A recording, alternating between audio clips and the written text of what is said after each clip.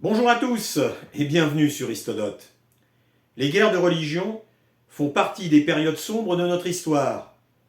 Pendant 35 ans, catholiques et protestants vont s'entre-déchirer dans un climat de haine et de violence. Le point culminant de cette haine est sans doute le massacre des protestants à Paris dans la nuit du 23 au 24 août 1572. Depuis cette date, on a cherché le ou les responsables de cette folie meurtrière. Les historiens du XIXe siècle ont désigné Catherine de Médicis comme coupable, alimentant ainsi sa légende noire. Mais est-on bien sûr de cela? Retour sur le contexte et les événements de cette nuit tragique de la Saint-Barthélemy, prélude à d'autres massacres et à une nouvelle guerre de religion.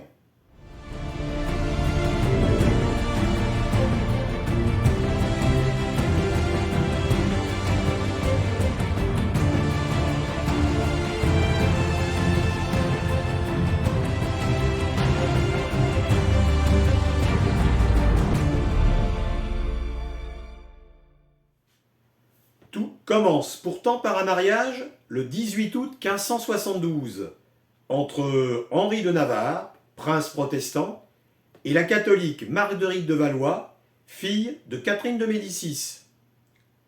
Par ce mariage, la reine-mère et son fils le roi Charles IX espèrent une réconciliation entre les deux camps religieux. Plusieurs unions de ce type ont déjà eu lieu. Depuis 1570, la paix de Saint-Germain, qui a fait suite à la Troisième Guerre de religion, permet aux protestants de pratiquer leur foi sous certaines conditions et d'accéder aux fonctions publiques interdites jusque-là.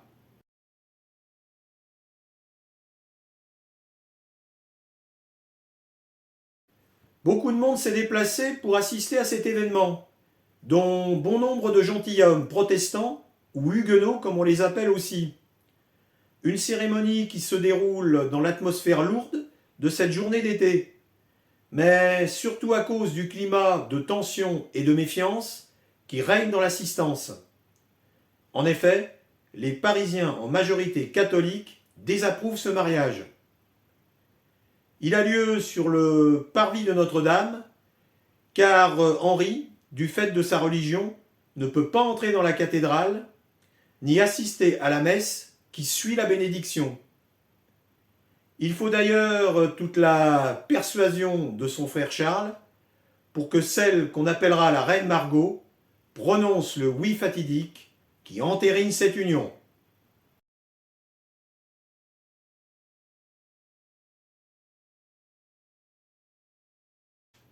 Quatre jours plus tard, c'est l'attentat manqué contre l'amiral protestant Gaspard de Coligny qui va mettre le feu aux poudres. Coligny est un des conseillers du roi Charles IX. Il tente de le pousser à intervenir pour soutenir les protestants des Pays-Bas, alors aux mains de l'Espagne. Le but est d'affaiblir le puissant État du catholique Philippe II et de récupérer les Flandres et l'Artois. Catherine voit d'un mauvais œil cette manœuvre, surtout que Charles IX a la réputation d'être faible et influençable.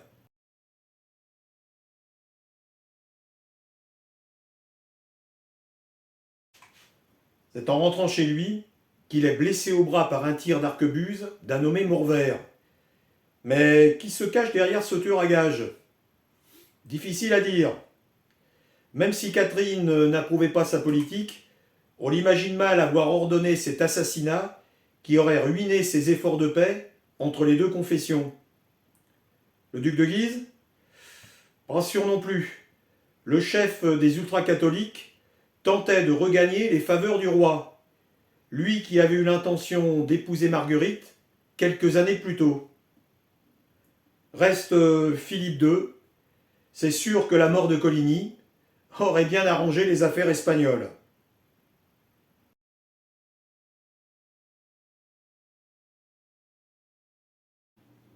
Quel qu'en soit le responsable, les protestants réclament justice, ou plutôt vengeance. Pour apaiser les esprits, Charles IX se rend au chevet de Coligny et lui promet réparation, ce qui ne fait qu'attiser la colère des catholiques devant ce signe de faiblesse. La situation devient tellement tendue qu'au soir du 23 août, le roi et sa mère réunissent leurs conseillers pour décider de la conduite à tenir. On ne sait pas vraiment ce qui a été dit ce soir-là, mais le roi prend la décision de faire exécuter une vingtaine de chefs protestants pour, et c'est le paradoxe, sauver la paix et l'unité du royaume. On lui attribue d'ailleurs cette célèbre phrase « Tuez-les tous pour qu'aucun ne puisse me le reprocher ».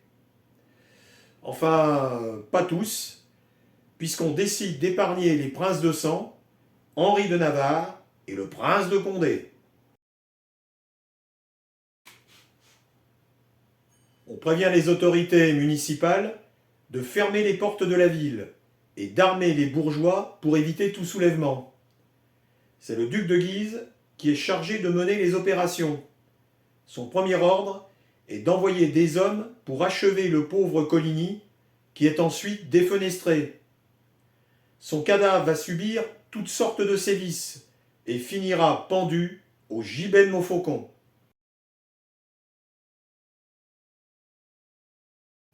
Les troupes du duc se répandent dans la ville pour trouver les chefs protestants et les passer au fil de l'épée. Mais la situation va rapidement dégénérer en massacre général. Les Parisiens, gagnés par la peur, vont considérer les protestants comme responsables de ces actes. Ils vont les poursuivre et les abattre dans des conditions particulièrement horribles. Hommes, femmes, enfants, personne n'est épargné. Certains vont profiter de l'aubaine pour des règlements de compte personnels.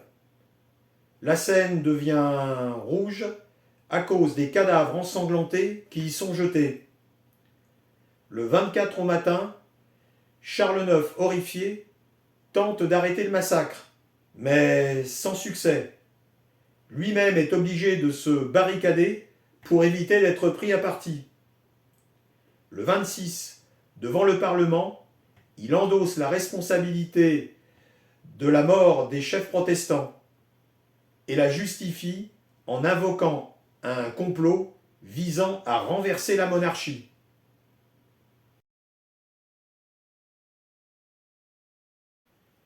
Dès le 25, et pendant plusieurs jours, la contagion de ces massacres va se répandre dans une vingtaine de villes de province, dont Lyon, Bordeaux et Toulouse. Au total, on va dénombrer environ 10 000 victimes, s'ajoutant aux 3 000 de Paris. Il n'est bien sûr plus question de paix et la guerre civile va reprendre. Il faudra encore attendre 25 ans avant que le roi Henri IV ne fasse cesser le conflit en signant l'édit de Nantes qui accorde la tolérance religieuse et l'égalité des droits aux Huguenots. Un édit qui sera révoqué presque 100 ans plus tard par son petit-fils, un certain Louis XIV.